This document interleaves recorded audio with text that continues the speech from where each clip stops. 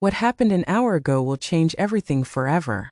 The text message I received read, "Borrowed your vintage ring for tonight's gala, Grandma. Thanks." I typed back with a smile, "Enjoy yourself, sweetheart." But the moment I hit send, I was already dialing my attorney, Thomas Richardson. "File the theft report immediately," I told him. "Item number 847 from the registered collection. Value $3 million. 60 minutes later, police stormed the elegant charity event where my daughter-in-law was proudly displaying what she believed was worthless costume jewelry. If you're reading this, you need to hear the whole story because what unfolded next will absolutely astound you. I am Eleanor, 71 years old, and for a full decade I have endured being treated like a ghost in my own home. To my daughter-in-law Veronica, I was nothing more than an inconvenient relic cluttering up the beautiful house my beloved husband Harold left me. She entered our family 10 years ago when she married my son Michael, and from the very first day, she made it crystal clear that I was unwelcome in what had been my sanctuary for over 4 decades. Veronica possessed that particular brand of entitlement that some women wear like expensive perfume. Always impeccably dressed in designer gowns of deep burgundy and emerald green, adorned with costly jewelry that Michael purchased to appease her endless demands. The moment she crossed my threshold, she began treating me as her personal servant. "Eleanor, fetch me some tea. Eleanor, press my black cocktail dress for this evening. Eleanor, keep your footsteps quiet upstairs. I have a headache." Never once did she address me with even basic courtesy. I was simply the old woman to her, as if my name had been erased along with my dignity. During family gatherings, she would discuss my future as though I were invisible, speaking about me in third person while I sat right there at my own dining table. "Michael, your mother really should consider assisted living. This house is far too large for someone of her age and condition." My son would mumble weak protests. "Mother is perfectly fine here, Veronica." But I could see the seeds of doubt she was planting taking root. Louis was slowly beginning to view me as a burden rather than his mother. Veronica harbored grand visions of transforming my home into her personal palace.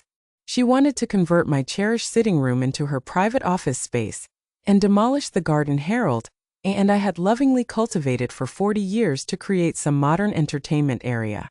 For an entire decade, I swallowed every humiliation in silence. When guests visited, Veronica would introduce me merely as Michael's mother, never acknowledging that I was the actual owner of the home. During her elaborate dinner parties, I was banished to my bedroom because, according to her, elderly people made others uncomfortable with their presence. There were countless nights when I wept quietly into my pillow, wondering how I had become so invisible in the house where Harold and I had built a lifetime of memories together. What Veronica never suspected, what nobody in my family knew, was that Harold had left me far more than just this house. During our final years together, my husband had been secretly acquiring valuable artwork, jewelry, and antiques. He understood that I was naturally discreet and would never flaunt wealth ostentatiously, and he trusted that I would know exactly how to handle his legacy when the time came. Hidden behind a false panel in my bedroom wall, he had concealed a collection worth over $15 million. Among these treasures was the ring Veronica had just borrowed, a 5-carat pink diamond masterpiece crafted by a renowned French jeweler in 1920, appraised at $3 million. To someone unfamiliar with fine jewelry, it might appear to be simply an elegant vintage piece, but to experts, it represented absolute perfection. Today marked Veronica's most important social event of the year. One of those exclusive charity galas where wealthy wives parade their finest attire and compete to display the most impressive jewels. For weeks, I had listened to her complaining that she lacked the perfect accessory to complement her golden evening gown.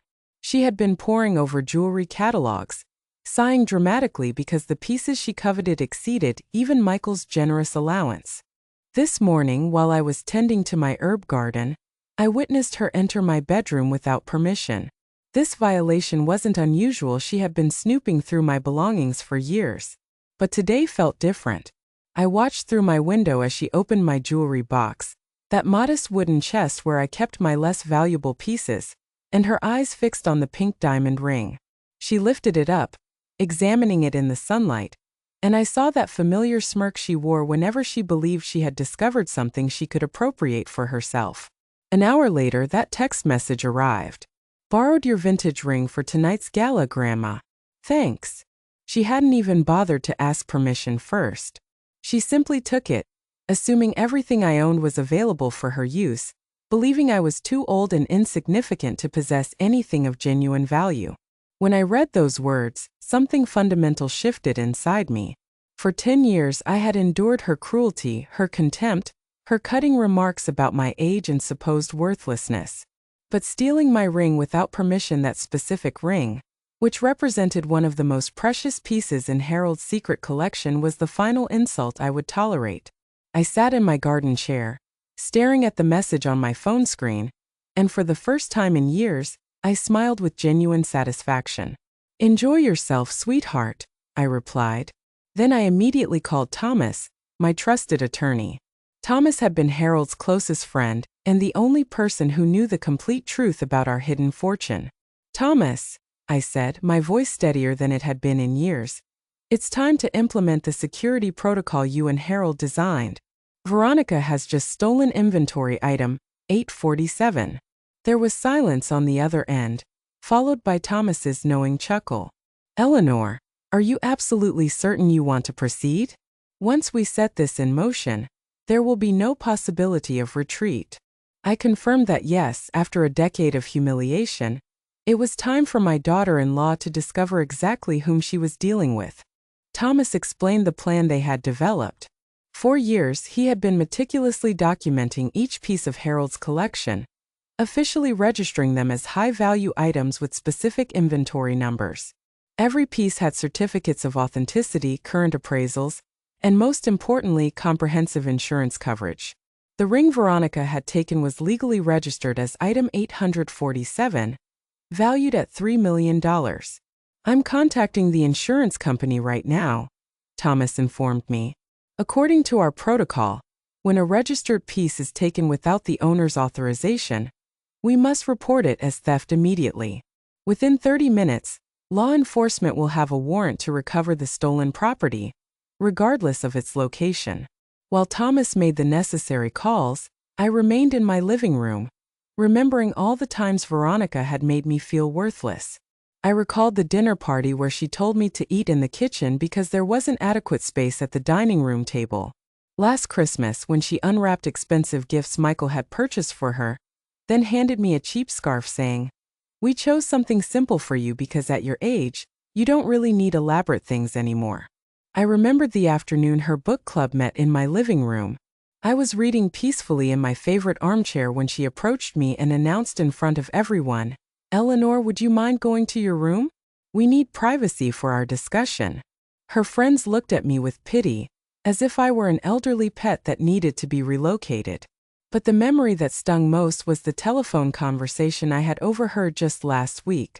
Veronica was speaking with her sister Patricia, and I could hear every word from the hallway. "I swear this old woman is driving me insane," she had said. "She lives in this enormous house like royalty, but look at how she dresses. Look at her cheap jewelry. It's absolutely pathetic. Michael and I are waiting for her to decide to move to a care facility, but she's incredibly stubborn. When she finally leaves, I'm going to renovate this entire place, starting by throwing all her hideous antiques in the garbage." That conversation had been the moment I decided I could no longer remain silent. Veronica not only despised me personally, she also despised everything Harold and I had created together. She had no idea that those hideous antiques she hated were worth more money than she could earn in multiple lifetimes. Thomas called me back within the hour. "Everything is arranged, Eleanor. The theft report has been officially filed. The ring is listed as stolen property valued at $3 million. I've provided law enforcement with the address of the hotel where the charity gala is taking place. They have orders to recover the stolen property immediately." "What will happen to Veronica?" I asked. Thomas sighed. "Eleanor, technically she has committed grand larceny. We're discussing $3 million. According to law, she could face several years in prison, but you are the victim, so you can decide whether to press criminal charges or simply recover your property." I told him I needed time to consider my options. For now, I simply wanted to see Veronica's expression when she realized she had completely underestimated the worthless old woman she had despised for so long. 1 hour after filing the report, my phone rang. It was Michael, and he sounded absolutely frantic. "Mother, what is happening?" "Police just raided Veronica's charity event. They claim she stole a $3 million ring. This must be some terrible mistake." "It's not a mistake, son," I replied calmly. "Your wife took a very valuable piece from your father's collection without permission. That ring is worth exactly $3 million, and she had no right to take it." "What collection? What are you talking about? Father never owned anything worth $3 million. Mother, you need to call the police and explain this is a misunderstanding. It was incredible. My own son didn't even know the truth about the fortune his father had accumulated. Harold had been extremely careful to keep his investments and collections secret, even from Michael. He wanted to protect our family from the dangers that accompany visible wealth kidnappers, con artists, distant relatives appearing with requests for money." "Michael," I said, "there are many things you don't know about your father and about me. Your wife has just made a very serious mistake, and she will face the consequences alone." "Mother, have you lost your mind? Veronica is crying hysterically. They're treating her like a criminal. Her friends are recording everything with their phones. Her reputation is destroyed." "Her reputation?" I repeated. "What about the 10 years I've endured her treating me like garbage in my own home? What about all the time she humiliated me in front of people? What about that conversation where she told her sister I was pathetic?" Michael fell silent. He knew exactly which conversation I meant because he had heard it too and had done nothing to defend me. "Mother, please," he finally whispered. "Veronica can be difficult sometimes, but she doesn't deserve to go to jail for a misunderstanding." "It wasn't a misunderstanding, Michael. It was theft. And now your wife is going to learn that the woman she despised so much is not the helpless old lady she thought." I hung up the phone and sat in silence, processing what had just occurred. My son, my own son, had spent 10 years watching his wife humiliate me, and had never raised his voice in my defense. Now that consequences had arrived, he wanted me to be the one to save Veronica from her own arrogance.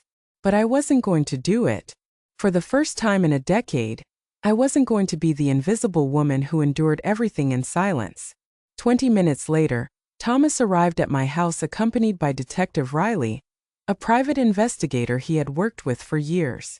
Detective Riley was a man in his 50s, professional and elegant, specializing in fraud and art theft cases. "Eleanor," Thomas told me, "Detective Riley has been discreetly investigating Veronica for the past 6 months, ever since you mentioned your suspicions about her activities." I was surprised. "What suspicions? I never told you I suspected Veronica." Thomas smiled. "Do you remember our conversation in December when you mentioned that some of your smaller pieces had been moved, and that you had noticed your jewelry box had been disturbed several times?" Yes, I remembered. I had thought it was my imagination, the forgetfulness of advancing age. "Those weren't oversights, Eleanor. I decided to investigate discreetly, and what Detective Riley discovered goes far beyond today's ring." Detective Riley opened a folder filled with photographs and documents. "Mrs. Eleanor, your daughter-in-law has been selling pieces from your collection for almost 2 years. Small things, initially antique brooches, pearl earrings, a silver necklace, items you might have assumed you had lost or misplaced." My heart raced. "We have documented at least 12 different sales at pawn shops and antique stores throughout the city. The total value of what she has sold amounts to approximately $45,000. I couldn't believe what I was hearing. Veronica had not only humiliated me and treated me as invisible, she had also been stealing from me for years. But how? How did she know which pieces to take without me realizing it? "She's extremely clever," Detective Riley continued. "She only took pieces that you rarely wore, or that were stored in the back of your drawers. Apparently, she had been mentally cataloging all your jewelry for years, identifying which ones she could take without you immediately noticing their absence. Furthermore, we have evidence that she has been photographing all your valuable belongings, probably to assess what else she could sell in the future. Thomas added, Detective Riley has recordings of Veronica at 3 different pawn shops where she clearly lies about the origin of the jewelry. In one recording, she claims they are heirlooms from her deceased grandmother. In another, she says her husband gave them to her, but that she needs quick cash for a medical emergency. I felt a mixture of fury and betrayal I had never experienced before. For 2 years, while I felt guilty about losing my things, while I thought my memory was failing me, Veronica had been systematically stealing from me and then lying to sell my belongings. Worse still, she had been planning to steal from me more extensively, secretly photographing my collection. There's more, said Detective Riley, turning to the next page of the file. Her spending patterns don't match the income she and your son officially have. In the last 2 years, Veronica has purchased over $30,000 worth of clothing, paid for expensive beauty treatments, luxurious vacations, and has been frequenting high-end restaurants. When we compare these expenses with the money we know she obtained by selling your jewelry, the numbers match perfectly. So the money Veronica had used to buy all those elegant burgundy and emerald gowns, those designer handbags with which she looked at me with superiority, those expensive shoes she used to trample my self-esteem, it had all come from the sale of my belongings. She had been funding her luxurious lifestyle by stealing from the worthless old woman she despised so much. But wait, I said. If you knew all this for months, why didn't you tell me anything? Thomas exchanged a look with Detective Riley. Eleanor, we needed sufficient evidence to build a solid case. Also, we wanted to wait until she made a mistake significant enough that she couldn't deny it or manipulate the situation. Today's theft of the $3 million ring is exactly that mistake. At that moment, my phone rang again. It was an unknown number, but I answered. Mrs. Eleanor? It was a woman's voice I didn't recognize. She sounded nervous. This is Detective Sarah Martinez from the Metropolitan Police. We're at the Grand Plaza Hotel with your daughter-in-law Veronica. She's insisting that you gave her permission to take the ring, and that this is all a misunderstanding. Could you come to the hotel to clarify the situation? Detective Martinez, I replied. My daughter-in-law took that ring without my permission. I have the text message where she herself admits she borrowed it without asking for prior authorization. Furthermore, that ring is valued at $3 million and is part of a legally registered collection. I understand, ma'am, but your daughter-in-law is very upset, and your son is also here, insisting there must be some misunderstanding. He says you've never owned such valuable jewelry, and that there's probably an error in the appraisal. I laughed, a laugh that surprised even Thomas and Detective Riley.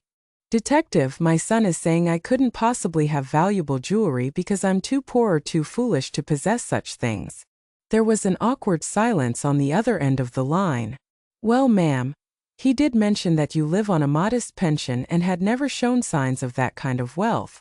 Detective Martinez, I'll be there in an hour and I'll bring my lawyer and all the documents that prove not only that the ring is mine, but also that my daughter-in-law has been stealing from me for years. I expect that when I arrive, she will be in police custody as befits a thief who has stolen property valued at over $3 million. After hanging up, I looked at Thomas and Detective Riley. Gentlemen, it's time for Veronica and my son to learn exactly who they've been dealing with all these years. Thomas smiled. Eleanor, is there anything else I should know before we go to the hotel? Detective Riley discovered that Veronica has been consulting with an art appraiser named Marcus, showing him photographs of several pieces from your collection. Apparently, she was planning a much larger theft.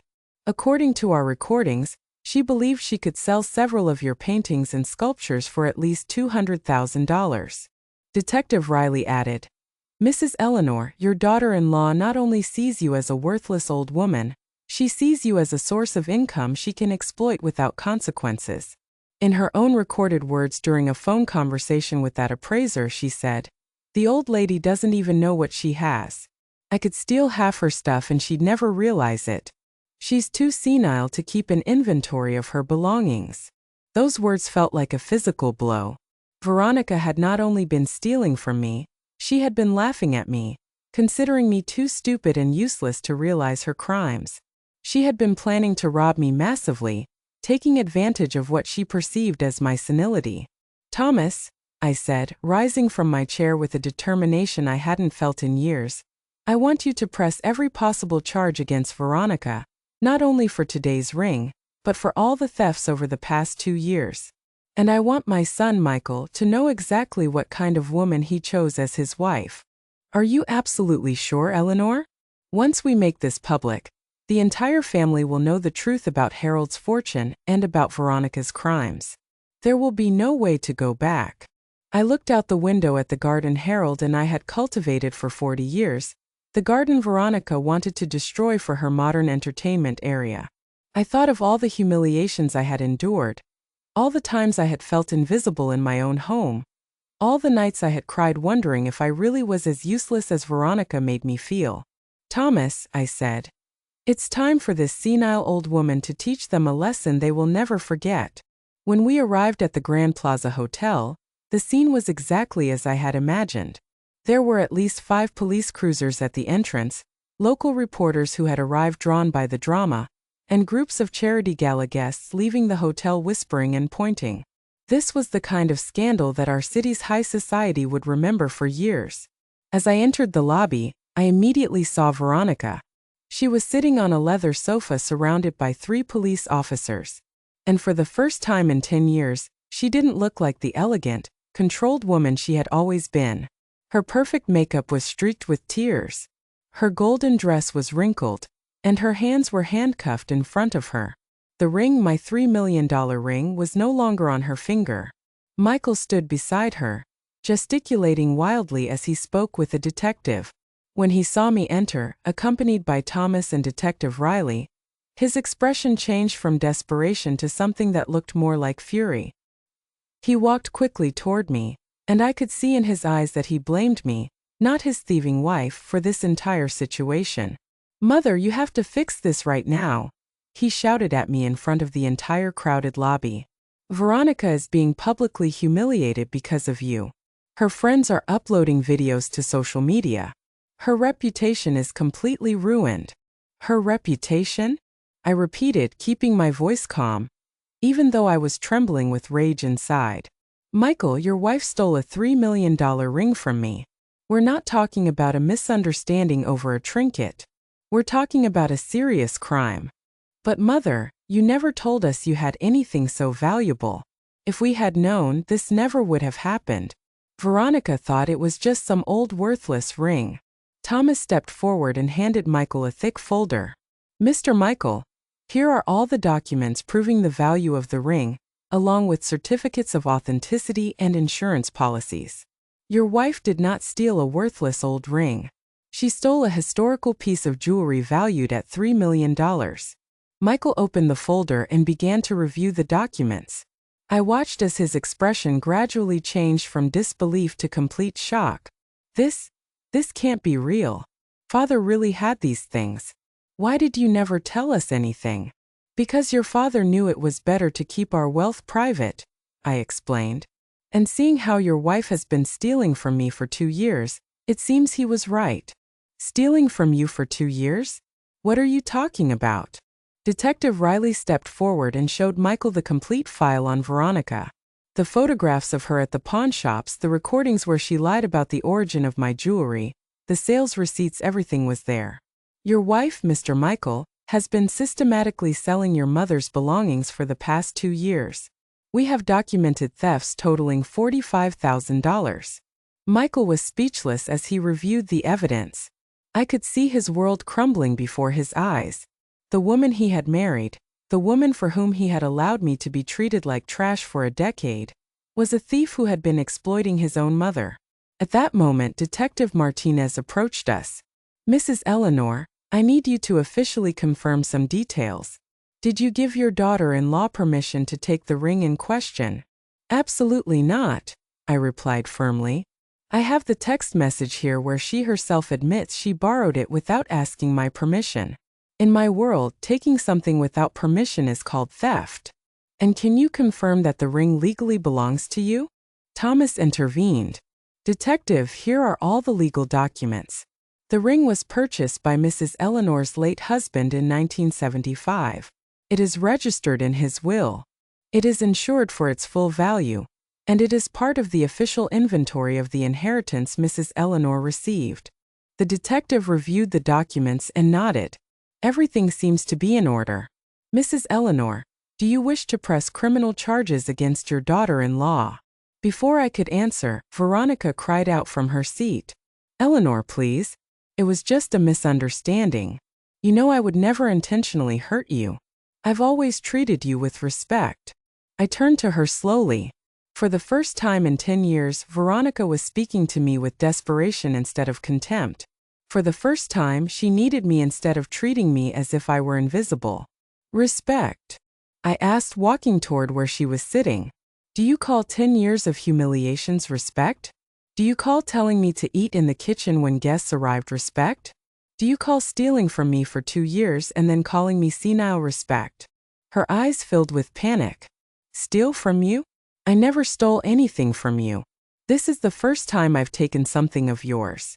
Detective Riley stepped closer and showed her the photographs of her at the pawn shops. Mrs. Veronica, we have photographic and video evidence of you selling your mother-in-law's belongings on at least 12 different occasions over the past 2 years. Veronica's face turned completely pale. She looked at the photographs, then at me, then at Michael, desperately searching for an explanation that could save her. Those were just small pieces that I thought you didn't use anymore, she mumbled. I never thought you'd notice. I thought you had forgotten them.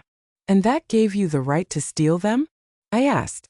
And to lie in the pawn shop saying they were heirlooms from your grandmother? Michael looked at her in horror. Veronica, did you really do that? Did you really steal my mother's things for years? Veronica began to cry harder. Michael, you know how much we needed the extra money. You know your salary wasn't enough for the lifestyle we wanted. And she has so many things. I thought she would never notice a few small pieces missing. But they weren't yours to take, Michael shouted. They were my mother's, and you made me believe she was losing her memory when she asked about her things. It was then that I realized what had really been happening. Veronica had not only been stealing from me, she had been manipulating Michael into believing I was developing dementia. Every time I mentioned I couldn't find something, she would whisper to Michael that it was normal for elderly people to lose their things and forget where they had put them. Detective Martinez, I said, feeling a strange and powerful calm, I want to press every possible charge against my daughter-in-law, not only for today's ring, but for all the thefts she has committed over the past 2 years. No, cried Veronica. Please, Eleanor, I can give you everything back. I can compensate you. Don't do this to me. I looked her directly in the eyes.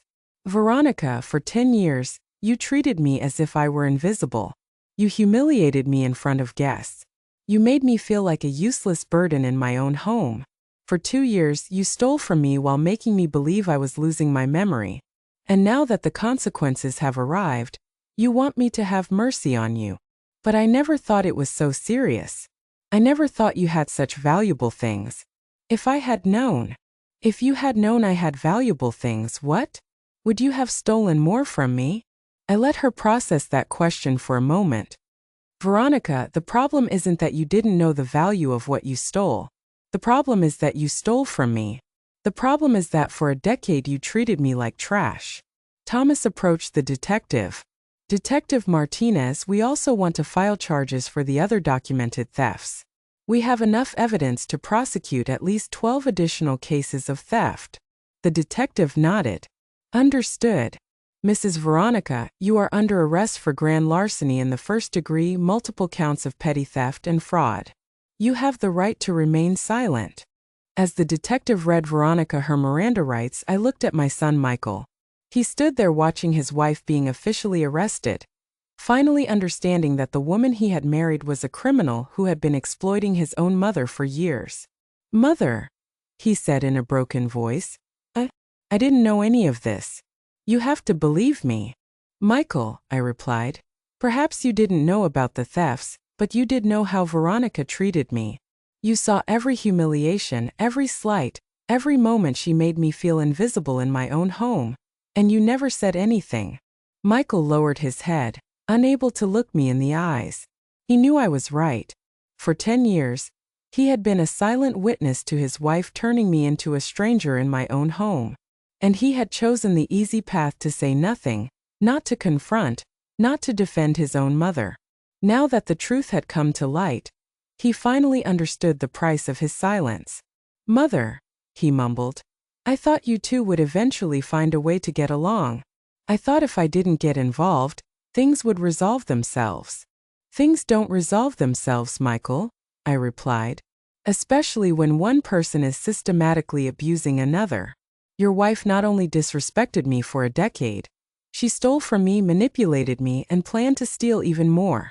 And you thought that would just resolve itself." As I spoke with Michael, I could see that several guests from the charity gala were recording the scene with their phones. The story of the millionaire mother-in-law who caught her thieving daughter-in-law would be circulating on social media before the night was over. For Veronica, who had built her entire social identity around her image as an elegant and respectable wife, this was worse than jail. Detective Martinez finished reading the Miranda rights and began to escort Veronica toward the exit. But before they could reach the door, Veronica turned to me with an expression I had never seen before, pure desperate fury. "Eleanor, you don't understand what you've just done," she screamed at me. "My life is ruined. My friends, my reputation, everything is destroyed. And why? For a stupid ring you didn't even wear." "No," I calmly replied. "For 10 years of thefts, humiliations, and mistreatment. Today's ring was simply the last straw." "But I gave you a family," she continued to scream. "I gave you grandchildren you never had. Michael, and I gave you a purpose in your old age." That was the most ridiculous statement I had heard in years. "Veronica, you didn't give me a family. You turned my family into strangers who treated me as if I were a burden. And as for grandchildren, you too decided not to have children, remember? You said children would ruin your figure and interfere with your career." Michael looked increasingly uncomfortable with every word that came out of his wife's mouth. I think he was finally seeing Veronica as she really was: manipulative, selfish, and completely willing to lie when the consequences of her actions finally caught up to her. "Eleanor," Veronica yelled as the detective tried to make her walk. "If you go through with this, you're going to lose your son forever. Michael will never forgive you for destroying his marriage." I looked at Michael. He stood there watching his wife make threats while she was being arrested for stealing from his own mother. "Michael," I said, "is that how you feel? Do you think I destroyed your marriage?" Michael remained silent for a long moment, processing everything he had discovered in the last 2 hours. His wife was not the elegant and sophisticated woman he thought he had married. She was a thief who had been exploiting his elderly mother for years, while manipulating him into believing that his mother's forgetfulness was a sign of senility. "No, Mother," he finally said. "My marriage was destroyed the moment Veronica decided to steal from you for the first time. I just didn't realize it until now." Veronica was speechless for the first time. She had been counting on Michael to blame me for her problems, as he had done so many times before. But this time the evidence was too clear and the lies too obvious. After Veronica was taken away, Detective Riley handed me an additional folder. "Mrs. Eleanor, there's something else you need to know. During our investigation, we discovered that Veronica had been in contact with an attorney specializing in wills and inheritances. Apparently, she had been researching legal ways to challenge your husband's will if you were to pass away." Michael looked increasingly sick. "What does that mean?" "It means," Thomas explained, "that your wife was not only stealing from your mother in the present, she was planning for the future, investigating how to take over the entire inheritance when your mother died." Detective Riley added, "We found emails between Veronica and this lawyer discussing the possibility of declaring your mother mentally incompetent. The plan was to demonstrate that you had senile dementia and therefore lacked the legal capacity to manage your finances or property." My blood ran cold. She was planning to declare me mentally incompetent? "Yes," Detective Riley continued. "In one of the emails, Veronica mentions that you had been frequently losing things, and that this could be used as evidence of mental decline. Of course, now we know that you weren't losing things. She was stealing them." Michael sat heavily in a lobby chair. "My God," he mumbled. She was planning to steal everything from you. Not only that, Thomas added, we also found that she had been pressuring Michael to convince you to move to a retirement home. Once you were institutionalized, it would have been much easier to obtain a court order declaring you mentally incompetent. I remembered all the conversations where Veronica subtly suggested that I was too old to live alone, that I needed professional care, that I would be happier in a place designed for people my age. It wasn't genuine concern. It was a calculated strategy to seize my fortune. Mrs. Eleanor, Detective Riley said, your daughter-in-law is much more dangerous than we initially thought. We're not talking about a woman who impulsively took some jewelry. We're talking about someone who had developed a long-term plan to steal your entire inheritance and declare you mentally incompetent to legally justify it. Michael lifted his head and looked at me with tears in his eyes. Mother, I never suspected any of this. When Veronica mentioned the retirement home, I thought it was because she genuinely cared about your well-being. Michael, I said, sitting next to him, your wife manipulated you as much as she manipulated me. She knew exactly what to say to make you believe her intentions were good. Thomas closed his folder and looked at me seriously. Eleanor, with all this evidence, the district attorney is probably going to offer Veronica a plea bargain. Depending on how we handle this, she could face between 5 and 15 years in prison. And what about the money she already stole? I asked. Most of the pieces she sold were bought by private collectors, Detective Riley explained. We're going to be able to track down and recover approximately 60% of the stolen value. The rest was probably already spent on her lavish lifestyle. Michael sighed deeply. Mother, what's going to happen now? What's going to happen to me? What's going to happen to our family? It was a good question. In the space of 2 hours, my family had been completely transformed. My daughter-in-law was arrested and facing years in prison. My son finally understood that he had been married to a criminal who planned to steal everything from me.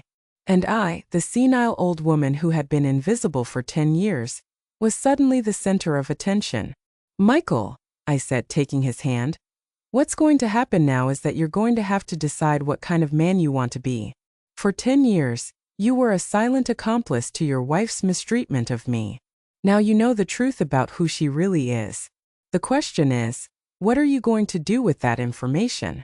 Mother, I want to make things right with you. I want to make amends for all the years I didn't defend you. Making amends isn't about money, Michael. It's about respect. It's about never again allowing anyone to treat me as if I were invisible in my own home. Michael nodded. I can stay with you tonight. I don't want to be alone at home after all this.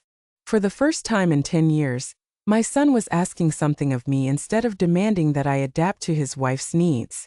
Of course you can stay, Michael, but tomorrow we need to talk seriously about how we are going to rebuild our relationship. As we left the hotel, I could see that the story was already appearing on local news. Millionaire elderly woman catches thieving daughter-in-law with $3 million ring. By tomorrow, the entire city would know that Eleanor, the invisible old woman, had turned out to be a woman with more power than anyone had imagined. The next day, I woke up feeling different. For the first time in 10 years, I woke up in my own house without feeling like an intruder in my own home. Michael had slept in his old room, and when I went down for breakfast, I found him in the kitchen making coffee. It was the first time in a decade that someone had made something for me in my own kitchen, instead of expecting me to serve everyone else. Good morning, Mother, he said. And there was something different in his voice, respect, a silent apology in every word. Good morning, son. I sat at the table where I had eaten breakfast with Harold for 40 years, the table where Veronica had made me feel like an unwelcome guest for so long. Michael placed a cup of coffee in front of me and sat on the other side. Mother, I couldn't sleep last night. I was thinking about all the times Veronica treated you badly, and I didn't say anything. I was remembering all the times you mentioned you couldn't find something, and I thought it was your memory. Michael, I interrupted softly, you don't need to punish yourself for being manipulated. Veronica is very intelligent. She knew exactly how to present things to make it seem like she cared about my well-being, while she was stealing from me. But I'm your son. I should have been on your side. I should have seen the signs. I took a sip of coffee and looked directly at him. What matters now is what you're going to do in the future. The question is, are you going to try to save your marriage with a woman who planned to steal everything from me and declare me mentally incompetent? Michael fell silent for a long moment. I could see the internal struggle on his face. He had been married to Veronica for 10 years. Despite everything he had discovered, she was still his wife. At that moment, the phone rang. It was Thomas. Eleanor, I have important news. The district attorney wants to meet with you this morning. Apparently, Veronica's case is bigger than we initially thought. Bigger how? They searched her house last night and found a secret room in the basement. Eleanor, your daughter-in-law wasn't just stealing from you. She's been running an antique theft and resale operation that involves several wealthy families in the city. My heart raced. What do you mean? They found more than 50 pieces of art and jewelry that belong neither to her nor to Michael. Apparently, she's been using her access to high society social events to identify targets, and then organizing more elaborate thefts. Your house wasn't her only target. It was her base of operations. Michael turned pale. Are you saying that our house has been the center of a criminal operation for years? Thomas continued. There's more. They found correspondence indicating that Veronica had been selling information to professional thieves. House plans, family schedules, information about security systems. The FBI is now involved because apparently this operation crosses state lines. I couldn't believe what I was hearing. The woman who had shared my table for 10 years, who had slept under my roof, who had eaten my food, had not only been stealing from me, she had been running a criminal enterprise from my own home. Thomas, what does this mean for Michael? Can he be considered an accomplice? The FBI will want to question him, of course, but so far all the evidence suggests that Michael had no knowledge of his wife's criminal activities. She was very careful to keep him away from her operation. After hanging up, Michael and I sat in silence. My house, the home Harold and I had built with so much love, had been violated in ways I was only beginning to understand. Mother, Michael finally said, how is it possible that I was married to a criminal for 10 years and never realized it? Because she wanted you not to realize it, I replied. Michael, people like Veronica are experts at compartmentalizing their lives. To you, she was the elegant wife who accompanied you to social events. To me, she was the daughter-in-law who constantly humiliated me. To her victims, she was the thief who planned robberies. She kept every aspect of her life completely separate. An hour later, Thomas arrived accompanied by 2 FBI agents. Agent Patricia Walker and Agent David Chun introduced themselves and explained that Veronica's case was now part of a federal investigation into an art and antique theft ring that had been operating for several years. Mrs. Eleanor, Agent Walker said, we believe your daughter-in-law has been using your house as a command center for at least 3 years. We've identified connections to thefts in 6 different states. Agent Chun added, what makes this case particularly interesting is that Veronica developed a very sophisticated method. Instead of simply robbing random houses, she cultivated social relationships with wealthy families, studied their homes during social events, and then sold that information to professional thieves. But how did she manage to keep all this a secret? Michael asked. Your wife is extremely intelligent, Agent Walker explained. She never participated directly in the physical robberies. Her role was that of an information gatherer and facilitator. She attended charity events, elegant dinners, art gallery openings, and memorized details about other families' homes and possessions. Agent Chan showed a folder full of photographs. We found hundreds of photos she had secretly taken during social events. Photos of paintings, sculptures, jewelry other women were wearing, even photos of security systems and house layouts. I looked at the photographs and recognized many of the houses. They were homes of families I knew, women I had interacted with at charity events for years. Agent Walker, I asked, does this mean other families were also victimized by Veronica? At least 12 families we've identified so far. The total value of the thefts we've connected to her operation exceeds $2 million. Michael looked completely devastated. Agent Chan, what's going to happen to me? Are they going to think I was part of this? Mr. Michael, we've reviewed your financial records, your communications, your activity patterns. There is no evidence that you had knowledge of or participation in your wife's criminal activities. However, we need you to cooperate fully with our investigation. Agent Walker looked directly at me. Mrs. Eleanor, there's something else you need to know. When we arrested Veronica last night, she immediately began to negotiate. She's offering information about her entire criminal network in exchange for a reduced sentence. What kind of information? Names of all her accomplices, details about unsolved robberies, locations where stolen pieces are hidden. She's willing to turn over her entire organization to avoid spending 20 years in prison. Thomas leaned forward. And what does that mean for Eleanor? How long could Veronica be in prison if she cooperates? If her testimony helps solve all related cases and leads to the arrest of the other members of the network, she could face between 5 and 8 years instead of 20 to 25. Michael sighed deeply. So even now, even after being arrested, Veronica is finding ways to manipulate the system to benefit herself. That's how intelligent criminals work, Agent Chin explained. They always have an escape plan. After the FBI agents left, I sat in my living room trying to process everything I had learned. My house had been the center of a criminal operation for years. The woman who had made me feel invisible had been using my home to plan crimes against other families like mine. Mother, Michael said, sitting next to me, how are we going to get through this? How am I going to rebuild my life after discovering that I've been married to a criminal for 10 years? I looked at my son, this 40-year-old man who suddenly looked like a lost child. Michael, what you're going to do is the same thing I'm going to do. You're going to decide that you're not going to let Veronica define the rest of your life. She lied to you, she stole from me, and she used our family for her own criminal purposes. But now that we know the truth, we have the power to decide what to do with that information. And what do you want to do, Mother? I smiled, feeling a strength I hadn't experienced in years. Son, I'm going to show the world exactly who Eleanor really is, and I'm going to make sure no other family has to go through what we went through. The following days were a whirlwind of activity that completely transformed my life.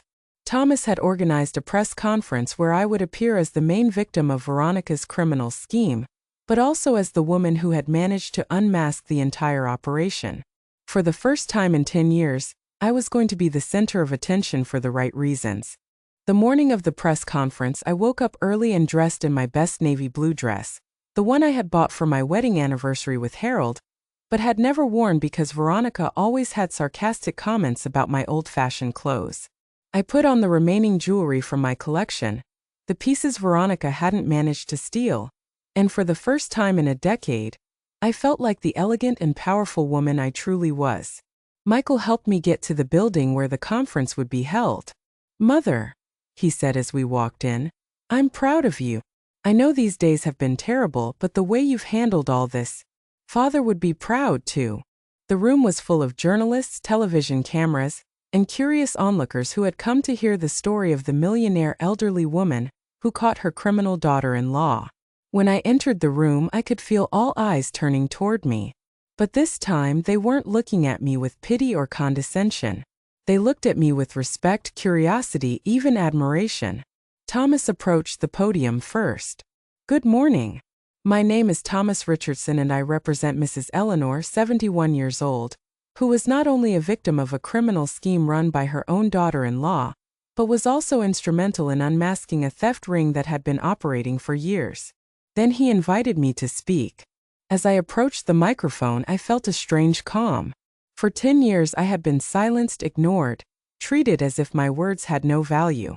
Now dozens of people were waiting to hear what I had to say. My name is Eleanor, I began, and for the past 10 years, I was a victim of psychological abuse and systematic theft by my daughter-in-law Veronica. But what I want you to understand is that this is not just my story. It is the story of many elderly people who are victimized by family members who see them as easy targets. I continued telling my story, but not as a pathetic victim. I told it as a woman who had resisted, who had kept important secrets until the right moment, and who had finally found a way to obtain justice. Veronica thought I was a senile old woman who would never realize her crimes, I said. But what she didn't know is that my late husband taught me to be observant, patient, and strategic. When I suspected something was wrong, I didn't confront directly. I investigated, collected evidence, and waited for the perfect moment to act. A journalist raised her hand. "Mrs. Eleanor, why did you wait so long to act? Why didn't you report the thefts when they started?" "Because I needed enough evidence to ensure that Veronica couldn't manipulate the situation," I replied.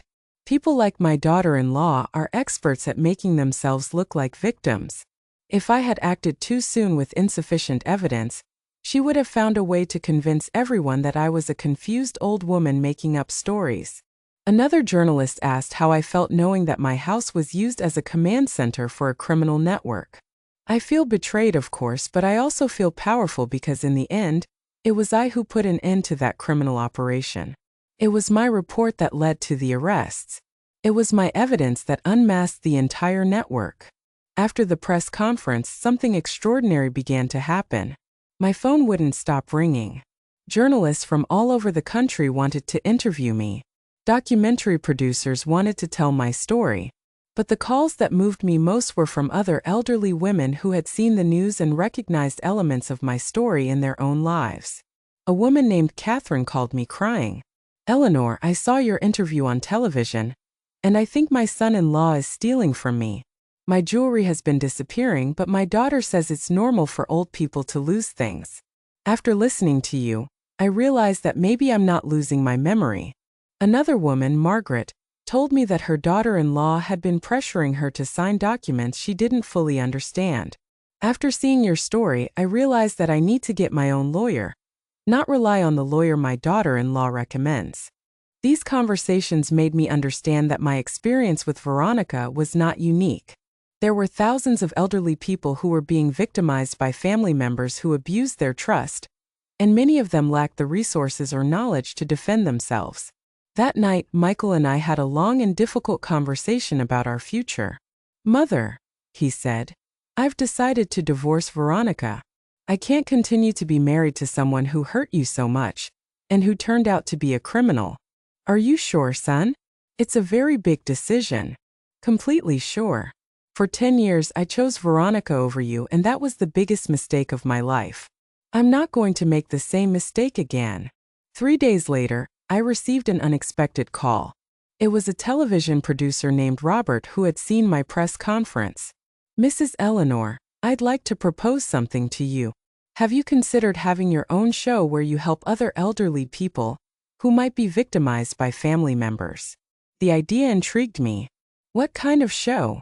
"A show where people can call in to tell their stories, and where you can offer advice based on your experience. We could also have legal experts and psychologists to help. We'd call it Eleanor's Voice or something like that." For the first time in my life, someone was offering me a platform to use my experience and knowledge to help others. For 71 years, I had been the devoted wife, the sacrificing mother, the invisible mother-in-law. Now I finally had the opportunity to be something more: an advocate, an educator, a voice for people who had been silenced like me. "Robert," I said, "I'm interested in your proposal, but I have some conditions." That night, as I prepared for bed in my house for the first time in years without feeling like an intruder in my own home, I reflected on everything that had changed. A week ago, I was the invisible old woman everyone ignored. Now, I was a public figure whose story had inspired hundreds of people to examine their own family situations. My phone vibrated with a text message. It was from Thomas. "Eleanor, I just received news from the FBI. Thanks to your case and the information Veronica is providing, they have arrested 6 more members of the criminal network. Your bravery not only saved you, it saved many other families from being victimized." I smiled as I turned off the light.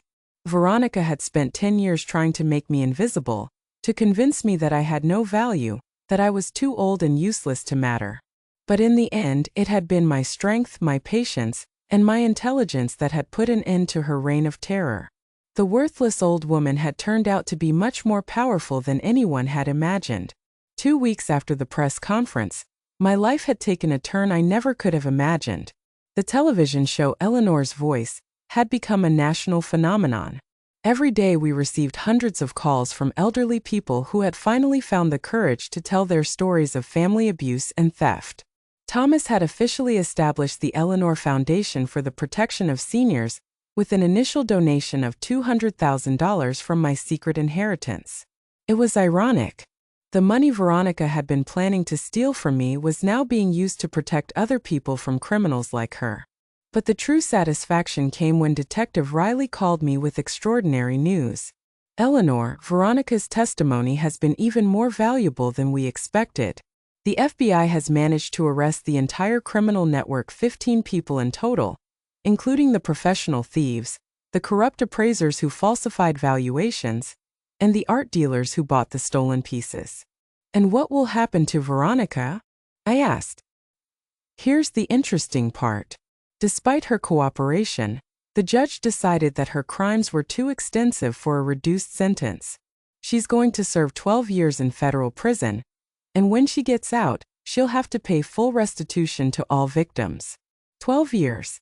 Veronica, who had spent a decade making me feel invisible, would now be the one to disappear for more than a decade. But the story didn't end there. That same afternoon, I received a call that completely surprised me. Eleanor? It's Veronica. My heart raced. How are you calling from prison? They allowed me to make a call. Eleanor, I need to talk to you. It's important. For 10 years, I had avoided direct confrontations with Veronica. But now, with all the truth revealed in her in prison, I finally had the courage to listen to what she had to say. Speak, Veronica. There was a long silence, and then I heard something I had never heard before: Veronica crying. Not the manipulative tears she had used when she was arrested, but a genuine, desperate sob. Eleanor, I need you to know something. When I started stealing from you, I really thought your things were worthless. But then when I realized they were worth money, I couldn't stop. It was like an addiction. And that's supposed to justify 10 years of humiliations and thefts? No, it doesn't justify it. But I need you to understand that I never planned to go that far. At first, I just took a small brooch because we needed money for the vacation Michael wanted. When I sold it and no one noticed, I took something else and then another. I listened in silence as Veronica continued her confession. Eleanor, the truth is I always envied you. You had this beautiful house. You had Harold's respect. You had a life that I wanted. And when I came into this family, I expected to be treated like a queen. But you were still the matriarch. I was just the son's wife. So you decided to make me the enemy. Yes, that's exactly what I did. And the more I humiliated you, the more powerful I felt. It was as if by making you small, I became bigger. It was the first time in 10 years that Veronica had spoken to me with complete honesty. Veronica, do you know what hurts me most about all of this? I asked her. What? That for 10 years I really tried to connect with you. I tried to include you in family traditions, to teach you Harold's recipes, to share with you the memories of this house, and you took all of that and used it to hurt me. I know, she murmured. I know, and it's what hurts me most now. Eleanor, in prison I've had time to think, and I realized that I destroyed the only real family I had. My own parents abandoned me when I was a teenager. Your family was the only one that gave me a chance to belong to something. And you squandered it. I destroyed it. And not only that, I destroyed Michael too. He called me yesterday to tell me he had filed for divorce. He told me he couldn't continue to be married to someone who hurt his mother so much. It was true. Michael had been completely transparent with me about his plans to divorce Veronica. I can't continue pretending that my marriage can be saved after everything she did, he had told me. Veronica, I said, why are you telling me all this? What do you want me to do with this information? I don't want you to do anything. I just wanted you to know that I realized what I lost. Not only did I lose my freedom, not only did I lose my marriage, I lost the opportunity to have a real family, to have a mother-in-law who truly cared about me. I did care about you, Veronica. For years, I really tried to understand why you hated me so much. I didn't hate you. I envied you. and that envy turned me into a monster. I hung up the phone feeling a strange mix of emotions.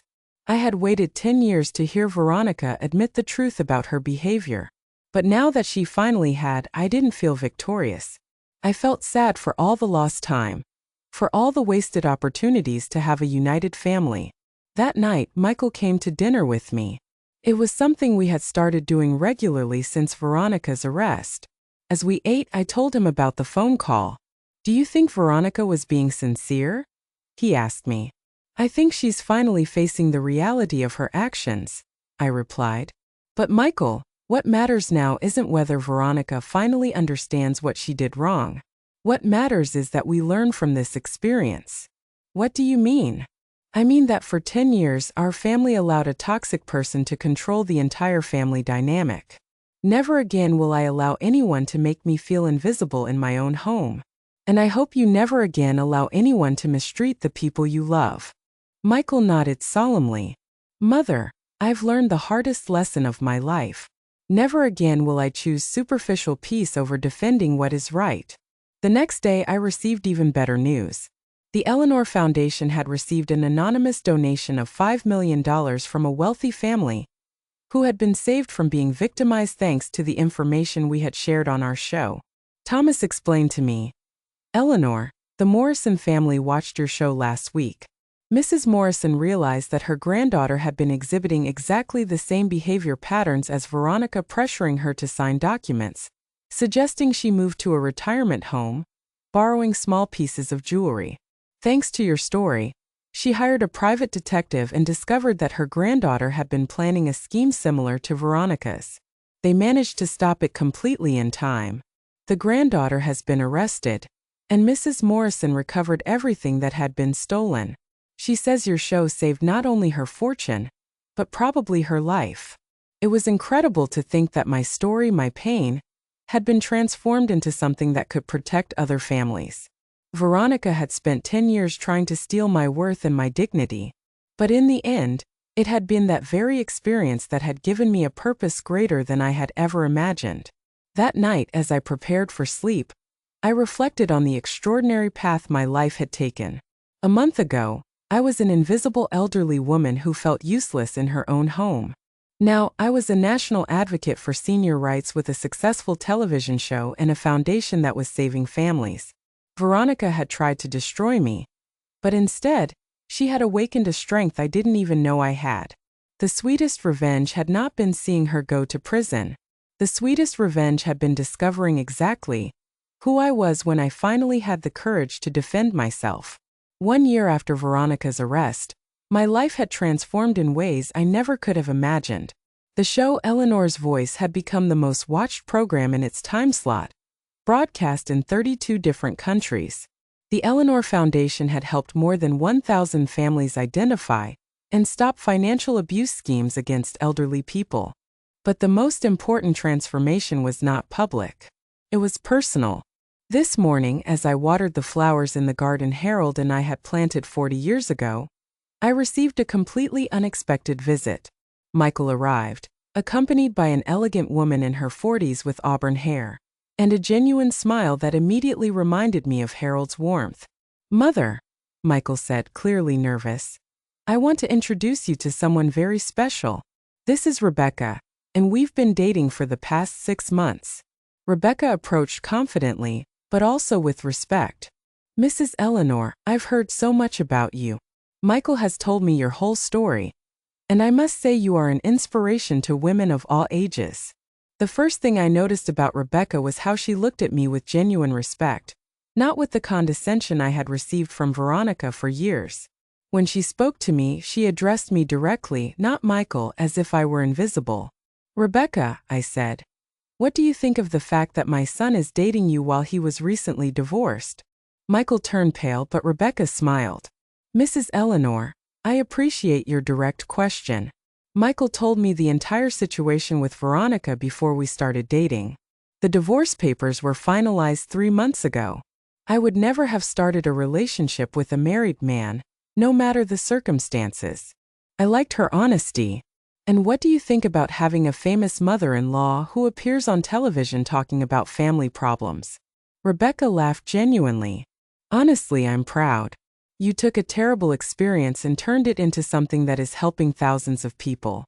That requires extraordinary strength. Over the next few months, I observed the relationship between Michael and Rebecca. It was completely different from his marriage to Veronica. Rebecca encouraged Michael to spend time with me, to include me in their plans, to value my opinion. When they hosted dinners, they invited me as the matriarch of the family, not as a burden they had to tolerate. The most notable difference was that Rebecca genuinely wanted to get to know me. She asked about my experiences with Harold, about the history of our house, about family traditions. Instead of trying to replace or erase the past, she wanted to be part of the continuity of our family. One afternoon, as Rebecca and I were preparing dinner together, she asked me something that surprised me. "Mrs. Eleanor, what can I do to make sure I never become someone like Veronica?"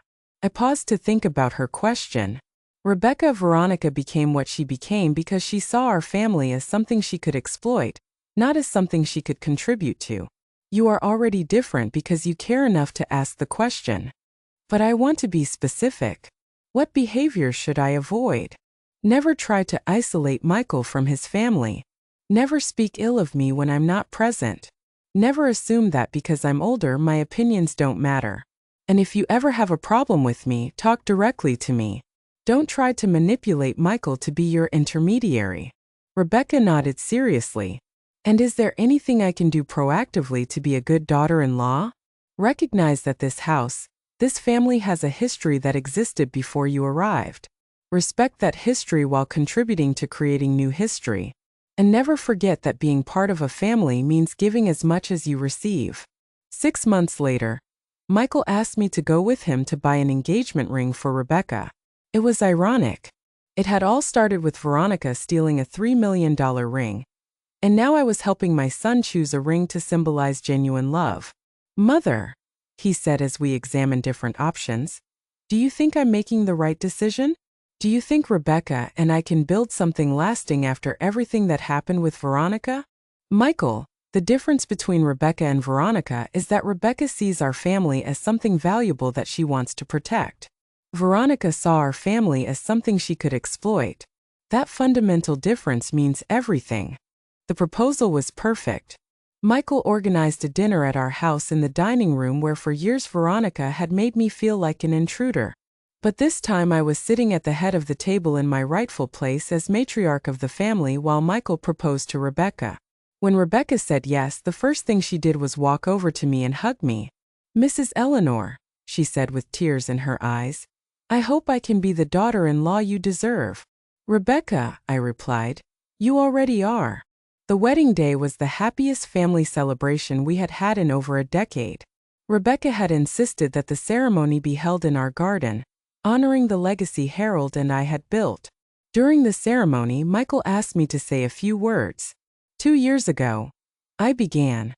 I believed my family story had ended with humiliation and betrayal. But today, I understand that that terrible experience was simply the end of a chapter, not the end of the entire book. Rebecca, welcome to a family that now knows how to value mutual respect, honesty, and genuine love. After the wedding, as the guests celebrated in the garden, I received an unexpected text message. It was from a woman named Linda who had watched my show from the beginning. "Eleanor, I wanted you to know that your story gave me the courage to report my son who had been stealing my medication to sell it. Thanks to your example, I regained my dignity and my health. Now my son is in rehabilitation and our relationship is healing. Your courage inspired me to find mine." These messages arrived regularly, people from all over the world who had found the strength to defend their rights after hearing my story. It was proof that the pain I had suffered had been transformed into something positive and powerful. That night, after all the guests had left, I sat alone in my garden, reflecting on the extraordinary journey I had lived. 2 years ago, I was an invisible elderly woman victimized by a daughter-in-law who saw me as a nuisance. Now I was a national advocate, a woman with a new daughter-in-law who genuinely respected me, and the matriarch of a family rebuilt on foundations of honesty and love. My phone rang one last time. It was Thomas. "Eleanor, I have final news about Veronica. Her appeal was just rejected. She's going to serve the full 12 years of her sentence. And how do I feel about that? I asked myself aloud. Only you can answer that question. The truth was I no longer felt anger toward Veronica. I felt pity for her. She had had the opportunity to be part of a genuine family, and she had squandered it for greed and envy. Now she would spend 12 years in prison, while I enjoyed the new life I had built with my courage and determination. Thomas, I said, Veronica is no longer part of my story. My story now is about the thousands of families we've helped, about the new relationship I have with Michael, about the wonderful daughter-in-law I now have, and about the legacy I am building. After hanging up, I looked up at the stars and whispered, Harold, I hope you're proud. The invisible old woman who almost lost everything finally found her voice, her power, and her purpose. The sweetest revenge had not been destroying Veronica. The sweetest revenge had been rebuilding myself. What would you do if you found yourself in a similar situation? Sometimes the people closest to us can be the ones who hurt us most, but as my story shows, it's never too late to stand up for yourself and reclaim your dignity. If this story resonated with you, I'd love to hear your thoughts in the comments below. And don't forget to subscribe for more inspiring stories of courage and redemption.